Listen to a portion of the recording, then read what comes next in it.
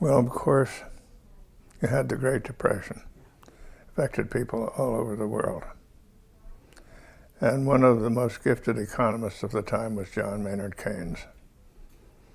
And he developed a way of looking at what should be done that involved government action and Keynesianism, so-called. And so that swept a lot of places.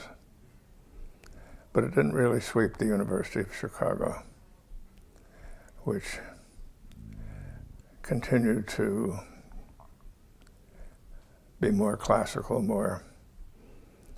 didn't get into the business of the government should be intervening a lot. So in my own case, I'll give an example. I became concerned about the massive amount of intervention in big labor disputes on the part of the Kennedy and Johnson administrations, because I felt that they were distorting the process of private collective bargaining. Because if you're a private bargainer and you know you're going to wind up in the White House, you don't make your best offers until you get there. And the result is the government intervention was changing the situation undesirably, I thought. And I spoke about it a number of times publicly. So then in, I think around October 1968, there was a strike of the longshoremen on the eastern Gulf Coast.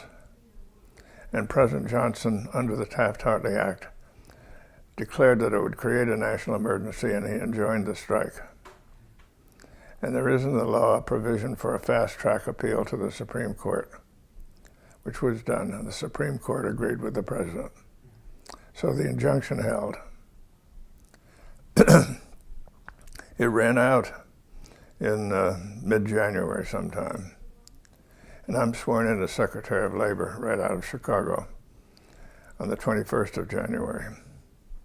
So the press all said, okay, Professor Shultz, now you're Secretary of Labor, what are you going to do?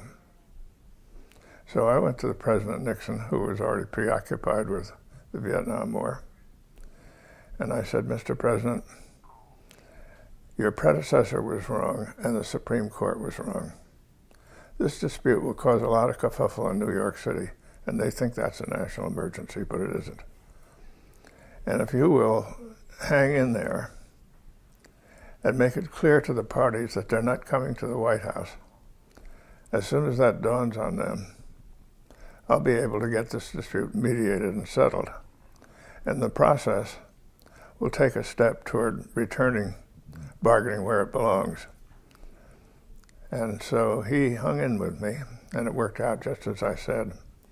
And there have been very few uses of Taft-Hartley emergency dispute provisions ever since. Yeah.